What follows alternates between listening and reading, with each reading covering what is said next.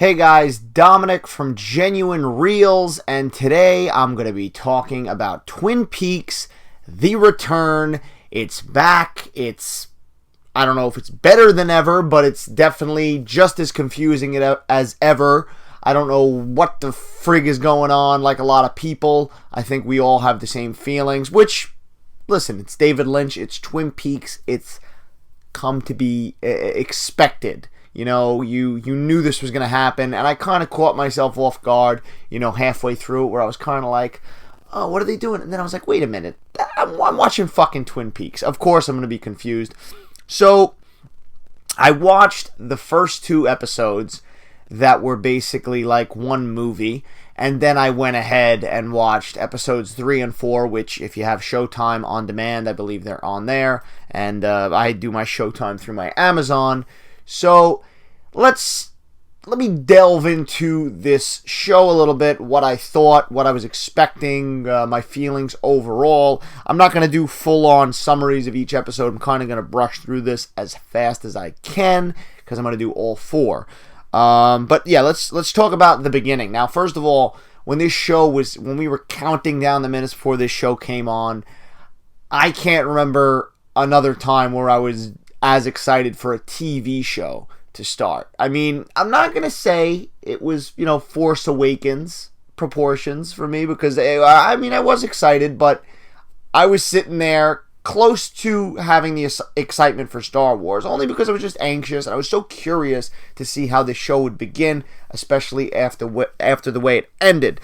Of course, you have the flashback of Agent Cooper in the Black Lodge, and you have a shot of the Giant, I think, before that. I'm going off of this, not really notes, I'm going off of the summaries of the episode and my memory, because I only watched each episode once, so bear with me. But we got the Black Lodge, we see that I'll see you in 25 years, snap of the finger, and then we go into this, and you see the Black Lodge, you see Agent Cooper being in there, and then and then this episode starts. And I gotta say, in the beginning, and I think I felt this way really pretty much after even watching the initial 2 episodes, I kind of felt a little bit betrayed. Not in a big way, because, this is a show called Twin Peaks, obviously set in the town of Twin Peaks, and I felt like there wasn't enough Twin Peaks. That was one thing that it doesn't really bother me anymore. I think now that it's settled with me a little bit, now I'm getting the excitement, and I'm seeing obviously how they're using these other settings with the stuff in episode 3 and 4. But overall, that was one thing that I felt a little weird about. That and the fact that there really isn't a lot of the older characters, the characters we were coming to expect. Of course, you see guys like Dr. Jacoby, which is random. You see him in the beginning. You see Ben Horne and his brother Jerry. Which also you see Ashley Judd is their new secretary, is Ben's new secretary. And then you see, Deputy Chief Hawk, you get a call from the log lady, you get all that. You see the police station and all that stuff. But then it kind of bounces around so much with the New York stuff and the shot of Vegas and all that stuff. And South Dakota, I believe it is, where Dark Cooper is. Alright, so Dark Cooper. At first, when I first saw Kyle MacLachlan with the long hair, I was a bit confused because I just saw him in the lodge looking pretty much the same, save for a few wrinkles. And then you see him with this leathery skin and this long hair, and I'm like, okay, maybe that was a dream. And then, so Bob did possess him, as we saw in the season 2 finale. Whatever the hell that was, 26 years ago, whatever the hell, I didn't see it. I was barely alive. But you see that, and you realize what's going on pretty quickly, that this is not Agent Cooper. Of course. Now, where do I see this going? I don't know. I don't think, at first I thought Bob would end up going back into the Black Lodge at some point, but now after watching episode 3 and 4, it doesn't seem that way. I think this dark Agent Cooper is going to be around for a while. Of course, the hair was ridiculous, but can I say, first of all, like, if we're going to talk about great things about these episodes, these premiere episodes, we need to bring up Kyle MacLachlan, because Kyle MacLachlan, everybody knows the guy's a great actor. After seeing this, I am just even more impressed because he's able to play dual roles, triple roles, basically, quadruple roles if you really think about it, and he's able to bring the friggin' pain in each one of these. I mean, when he's Dark Cooper or Bob Cooper or whatever you want to call him, or long hair, bad haircut, bad clothes Cooper, he's scary. He's genuinely scary, especially in the part with the hotel room when he basically nonchalant tells that chick, like Daria, I think it is, "Oh, you're going to kill me now?"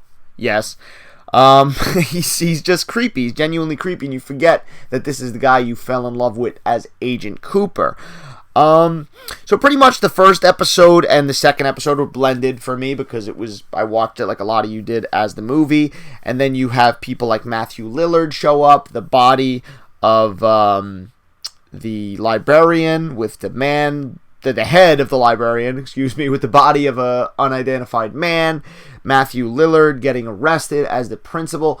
These are the things that I was kind of like, as I was watching it, I was like, I don't know, like, dude, does this feel like Twin Peaks? It feels like David Lynch, but I don't know if it feels like Twin Peaks. I'm interested to see where the show goes as far as going around.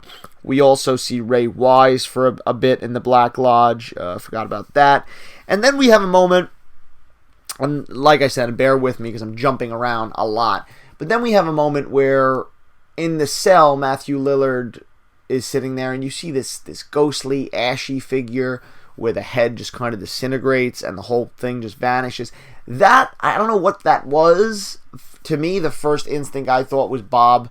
Of course, that's the first instinct I thought when I seen Kyle MacLachlan with his new locks, too. But I'm very confused. Like I said, I'm very confused. This podcast, or whatever the hell it is not to fix any of the confusion. I'm not here to give you answers. This is speculation, if anything, if I even have speculation, because I'm just I guess I'm just telling myself really what's happening. So then the second half of this episode, you see Cooper kill Matthew Lillard's wife. They obviously know each other. He says something about her following nature correctly or whatever the hell. And then this is, of course, when Cooper kills the woman in the motel room, his partner. There's obviously some shit going on with that. You also see Jennifer Jason Leigh, I believe it is, who is waiting in another room for Cooper. And then this is where you see Ray Wise and pop up in the Black Lodge.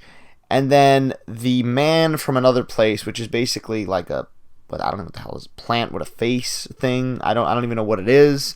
And then there's the talk about returning, but the fact that the doppelganger, evil Cooper, needs to come back in. They can't both be out. And then the Cooper's part basically ends with him falling and landing in the glass box from New York. Now let's backtrack a little bit. In New York, I don't know what the hell's going on. I don't know what was in that box. I heard a theory, I don't want to take credit for it, that maybe perhaps that evil monstrous force is maybe the spirit of like Laura Palmer, which I like this idea. This is pretty cool. Maybe like Laura Palmer fucking seeking revenge on the world or some shit. I like this. And then of course Cooper flashes in the box, and now Cooper's part ends being plunged into space, and that's what we see. Now, then we go back to Twin Peaks, where Hawk continues his investigation. And you see James pop up at the Bang Bang Bar, and you also see Shelly sitting there, and you see the music being performed, and then the episode, the two-parter, ends in a strange place, which I really wasn't. I was kind of like, hey, that's kind of a strange place to end it. I mean, you didn't show any of the other people. Overall, the first two episodes, I really like them. I think as I was watching them, I was expecting, because the expectation for this show has been built up. So I was expecting something completely different. So seeing it and processing it all, I don't think I was liking it as much as I did until it like settled with me. I was just really excited while I was watching it, seeing all the sights and sounds. But afterwards, now that it sat with me for a few days, I really enjoyed it, and I really enjoy where it's starting, with all this crazy shit going on. Now, episode 3, if you haven't seen episode 3, I'm going to jump into episode 3 and 4. But episode 3 continues with Cooper falling into space. Then he arrives in this weird kind of thing with these no-eyed, women. And then, long story short, to skip a little, he gets into the body of somebody, another doppelganger named Dougie, while evil Cooper basically covers his mouth, throws up a little bit, and fights, getting swapped over into the Black Lodge. Now, this Dougie character is a little bit heavy set, and he's got bigger hair. He ends up going to Black Lodge, and then the one-armed dude knows he's an imposter or some shit, and then he basically, his head pops off and he vanishes. Even where now you're full-blown, like now we're in the rabbit hole. We have climbed back into Twin Peaks, and we're full-blown in Lynch's world, Lynch and Mark Frost. And then now it gets weird in only the way Twin Peaks could do it, where you get Cooper out in the world, not talking, not really knowing how to speak, not knowing his surroundings, ending up at a casino, being dropped off by a hooker. You see some other mysterious stuff, like somebody who's trying to kill the guy Dougie. This, of course, doesn't happen. It's avoided because Cooper bends over. And you see basically Cooper in a casino winning all this money because he knows where the slots are going to hit. This was kind of, it went on a little bit longer than I thought it should, but it was interesting to see. There were some funny moments in there. Now, later in this episode, you have Gordon Cole and Albert Rosenfeld talking about the murders that happened in New York. And then suddenly Cole gets a phone call saying that Agent Cooper has been found in South Dakota. As we know, that is the dark Agent Cooper, and the 3 agents leave. The episode ends shortly after. Now, in the casino, Cooper continues winning the jackpots. And, he has something with a homeless woman where he helps her, he points out. And now somebody sees Dougie, or they think is Dougie, and they give him his address. He makes it to his home. And then we have him being brought home, his wife, played by Naomi Watts, and he gives her the money, and we really still don't know what's going on yet again, 4 episodes into this, and I have no idea. Just like classic Twin Peaks, you also meet Frank Truman, who is Harry Truman's brother, and you find out that Harry is sick, as was said in the first episode, and then you see that Bobby Briggs, good old Bobby Briggs, is now a deputy, and he's talking to Hawk about the investigation and about Agent Cooper. And then we have a good moment, a classic throwback moment, where Bobby walks in and sees a photo of Laura Palmer, gets emotional. You got the Twin Peaks theme playing there, and it's real classic Twin Peaks. Just really took me back, just like Bobby says the picture took him back. And now, after this, you have a moment because I forget her name. The secretary, Lucy and Andy's son, Wally Brando, which was a joke in the past episode with the whole Brando thing. They named him after Brando. He's born on the same day. Is outside. Now, this was very, very, very offbeat, very Lynch, very Twin Peaks. Michael Cera in a motorcycle, dressed as Marlon Brando's character, I think in The Wild One, or whatever that one's called. And he's basically doing like a Marlon Brando impression, talking to Robert Forster, Frank Truman, and just a ridiculous scene, a funny scene that's just fits the show so well.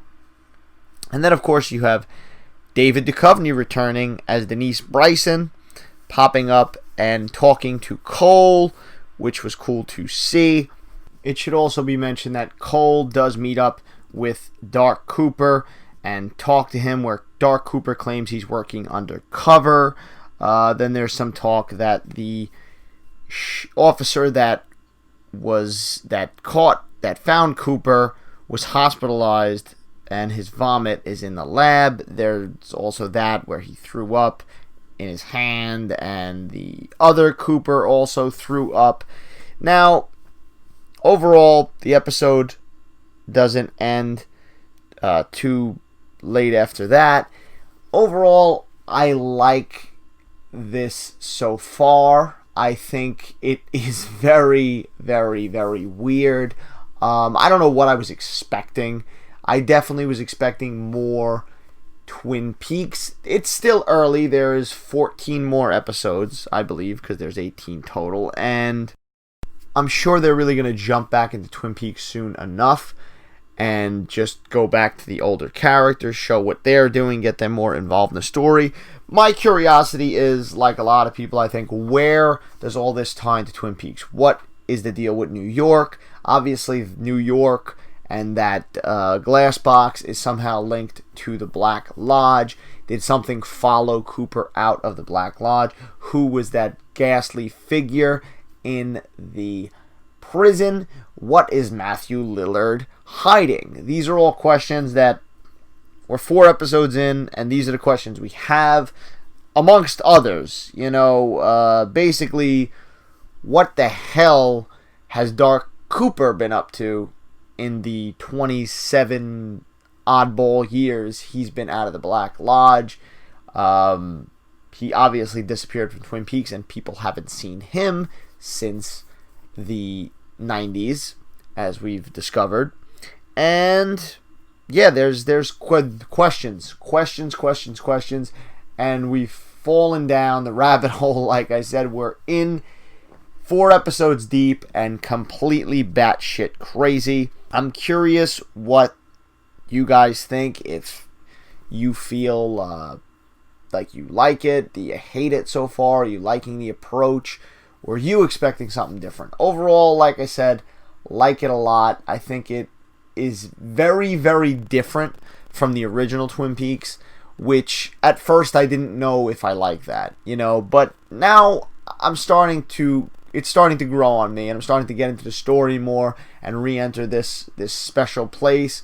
Also, I think I got to realize too, this is a different time, one, and this show is on Showtime. It was on network TV, it was on ABC back in the day, and there was a lot being held back, where now Lynch and Frost, they could really fully realize a vision and pretty much do anything they want. So, hey, listen, we're going crazy. People know Twin Peaks represents craziness, so why not jump in? But let me know what you guys think. Let me know, are you liking it? Are you hating it? What else are you expecting? Any predictions? Any explanations for what the hell's going on? Because I don't know anything. I am completely lost. I had somebody ask me, do I need to watch the original series before watching the revival? I said, yeah, you do, but I've watched everything and I'm just as lost. I mean, it doesn't help you much. You're still going to go into this completely lost, but definitely watch the original stuff if you haven't. If you're on YouTube, check out the other videos. Check out the sketches. If you're on the podcast, check out the other podcast, and then look up the YouTube, Genuine Reels YouTube. And thanks for watching. Thanks for listening, and see you guys soon.